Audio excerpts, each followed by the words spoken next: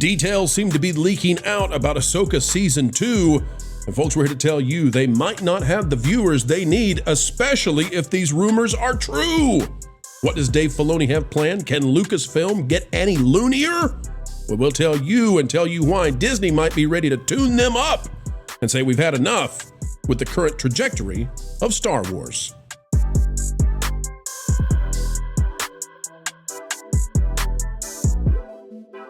Well, folks, it's a dandy of a day right here in somewhere sunny USA, and we are glad to have you here with us. Welcome aboard, where we make entertainment make sense. We know the Hollyweirds better than they know themselves, and we are here to give you what's happening all across the entertainment universe. That's right, folks, you are here on scholarship, no tuition required. All you need to do is click that like button. We never get tired of explaining entertainment, keeping you ahead of the culture curve, and by golly, we'll do it with Ahsoka Season 2. Right now. All right, well, we're triangulating on Lucasfilm. Let's take a look at what we've got here, folks. This is out of film, that is. It says Ahsoka Season 2 rumor teases an appearance from a beloved Star Wars Jedi. Jeremy Mathai is the author here, and as we read this, here's what you should know, folks. What we are hearing out of Lucasfilm is that, and we won't go into detail here because this is rumor and speculation, but there's a crisis team. I won't go any further than just saying that. And I will tell you that we're hearing that there is a throw everything they have at saving Star Wars kind of situation going on. And you could see Luke, Leia, and Han and Lando in CGI form brought together, whatever it takes. They will do the AI voice of James Earl Jones if they have to. Whatever it takes to save this franchise now. They're in full desperation mode. Here's what Slash Film says about this situation. The first season of Ahsoka marked the franchise's biggest swing yet in transforming the animated side of the property, and a miss. Spearheaded by George Lucas' heir apparent, according to Dave Filoni, into the world of live action. The fan favorite Jedi, played by Rosario Dawson, finally received her long-awaited continuation after the events of both Star Wars The Clone Wars and Star Wars Rebels, as she teamed up once again with her old crew made up of Sabine, Hera, in order to track down Ezra. It was the most boring, slow, and poorly written series we had seen in a long time. They didn't write that. I said that.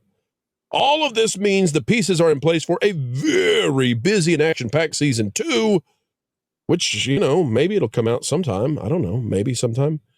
However, towards the end of the latest episode of the Christian Harloff show, the host, Christian Harloff, who it's the show, yeah, dropped a couple of bombshells, the first of which concerns the return of Hayden Christensen's Anakin Skywalker. According to Harloff, the actor is expected to have a quote-unquote pretty big role in the upcoming season after briefly reprising his Star Wars role in Ahsoka. But even if that pales in comparison to the reveal that, get this, Ewan McGregor's Obi-Wan Kenobi will also return, and this is what we have. Obi-Wan Kenobi is rumored to return in Ahsoka Season 2 using flashbacks, where they apparently will do anything and everything they can to save Star Wars, because they know after the Skeleton Crew ratings, they know after the Ahsoka and Acolyte ratings, they know that this thing is colder than shaved ice in the middle of December. It's done. It's over. And so now it is time, baby. The strategy is flood the market with cameos. Get Ewan McGregor for everything. Can we get Frank Oz? Are we still furious at Frank Oz? Okay, we'll try to get Frank Oz. CGI resurrect every character, every actor you have. Open the floodgates. We're dying. We're losing here. I would not doubt that we get a full-blown Obi-Wan and Anakin duel yet again. Give them some more lava. That's where we are. That is the state of Star Wars now. The question that I have about this is Obi-Wan Kenobi. I think that was one of the the Kenobi series was one of the better viewed series on Disney Plus, and I think it capped out at 90 million, according to things that cannot be independently verified here. That was a rumor that it was 90 million because it was all shot in an area where we don't have that level of detail on here. But I think they actually might have gotten their money's worth out of that 90 million on the Obi-Wan Kenobi show. And now we're hearing that they're spending ridiculous amounts of money and not even hitting the charts. More on that on tonight's pro show here. So I wonder if they're literally seeing that prequel money right there. The fact that people still watch the prequels, and the fact that people really like Ewan McGregor as Obi-Wan Kenobi, and of course Hayden Christensen, I think still has some solid lines at the cons. That they're just hoping beyond hope that maybe they can trick the prequel fans into showing up for Ahsoka season 2. Because it didn't work. It didn't work as Rebels season 3 or 4. How many seasons of Rebels were there? It was basically a continuation of the Rebels plotline in Ahsoka season 1. So maybe they're going for a Clone Wars continuation in Ahsoka season 2. I'm just sitting here and that they are this desperate. They will throw any character they can. They are flailing. Like there is no story anymore. Nobody cares about the story. So all we have left is cameo time, baby. It's a cameo assembly line. That's all they're doing. Right. Do you know what would have? Can I just say what would have made Ahsoka much better the first season? Very, very simply, Ashley Eckstein or Eckstein. I don't know how you pronounce her last name, but man, why did they not? I mean, she's a full adult person now that they could have easily made up and put her in that role. She said that she wanted to play it. She would have been willing to, work out for it extensively. I know that Rosario Dawson was a fan cast, but I believe that she was a miscast, and I would have loved to have seen Ashley Eckstein in full Ahsoka makeup. Her, the reality. Ron, you might get that. Listen, they're up for grabs at this point. Anything you can come up with that could get a viewer, maybe 2 viewers, they'll do it. So you want Ashley right along? Do it. Alongside Rosario? They'll cast her teenage Ahsoka. Done. In. They'll do it. Whatever it takes. Well, this is essentially what they've done with the World Between Worlds. They have opened it up to this idea, and it's not supposed to be the real World Between Worlds. It's supposed to be some dream place that they go to where they can have anything happen here. They can put Hayden Christensen in an outfit that he was never in when he was in live action, so that they can make everybody go, "Ooh, I want to buy that action figure." They can any combination that you can come up with. They can do the Star Wars Battlefront 3 versions of all these characters that you've only heard about from the scrapped game notes that have made it out onto the internet. It is essentially an idea where they can say, well, what do we want to merchandise? We're going to put that into the show. I view this very cynically here, that Ahsoka, and the rumor was for a very long time that they were going to use Ahsoka to retcon the sequel trilogy out of existence, which obviously that ended up not being correct, to the point where Pablo Hidalgo was out there mocking fans of the show when the World Between Worlds episode finally did air. But they have really hit the point where they're focusing on this idea of a multiverse of some kind. No. It reminds me of that line in Delirious where John Candy is trying to explain, oh, no. The yellow pages are coma fever dreams. The blue pages are dream sequences, and the white ones is what's actually happening in the show, or whatever it was. Like this is just the messing around. Obi-Wan Kenobi cannot affect the story at this point, and what, having him show up as a Force ghost? I guess they could do that, but why would they do that when Ahsoka is so perfect in everything that she does? She's not Luke Skywalker. She's not struggling.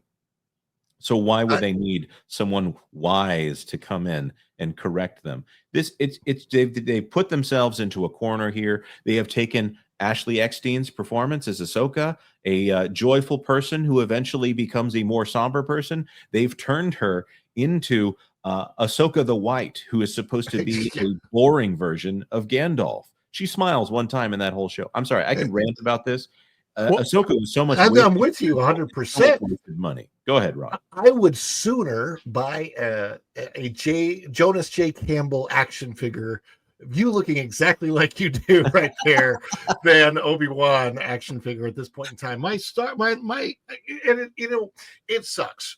It sucks as a fan who was so looking forward in 2015 to the Force Awakens, was really excited about that. I had at that point in time, watched all 6 of the Star Wars episodes with my son, who is now 22, but he was younger, a decade ago, and he grew up with that version of Star Wars. And as a dad, taking him through that version of Star Wars, being able to be that dad that then took my younger son to see the Star Wars prequels. And I know that, people argue about the prequels and their quality, but they had the Star Wars story. They had the elements that still made you feel like you were watching a Star Wars movie. And then The Force Awakens comes along, and you had Han, Luke, and Leia, and you didn't put them on the screen together. And from that point, I just went, okay, if they've missed the most obvious opportunity to cash in on having those 3 stars on screen together again one last time, I have no faith in where this franchise is going. And then every single piece of Star Wars content came out, and I just continued to lose faith. And now I don't care. I'm having a hard time trying to watch the what the series. That's how bad it is. I can't even think of it.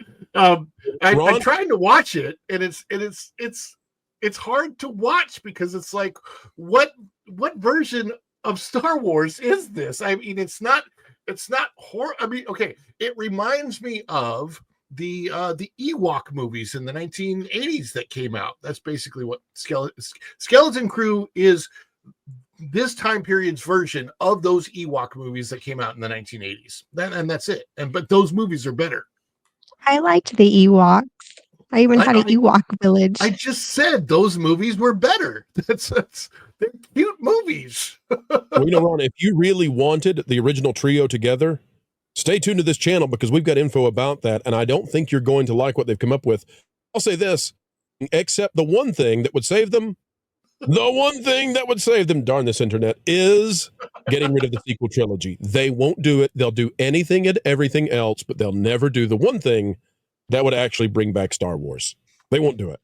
I know, you want more. You want more of the Pro Channel, folks, but we've got to head out the door for this video. But fret not yet, for more content is yet on the way. 3 times a day, thrice as nice, right here on the Pro Channel. Oh, what's that you say? You want more than that? Fine, we'll do 4. 4 videos. Well, yeah, that's happening. Folks, as you get ready to go, consider clicking the like button for us. It is a huge help. Also, like, share, subscribe, and click it to the algorithms. It is the notification bell. We would also love it if you could drop on down and give us a comment. We love hearing from you. And although we can't respond to every single comment, we often are reading them indeed. Folks, we would encourage you to consider subscribing to our partner channels, that Park Place, that Game Place, and that Pod Place. We love them all. We think you might too. Until the next time we have the joy of joining with you, keep learning, keep growing, and keep having fun.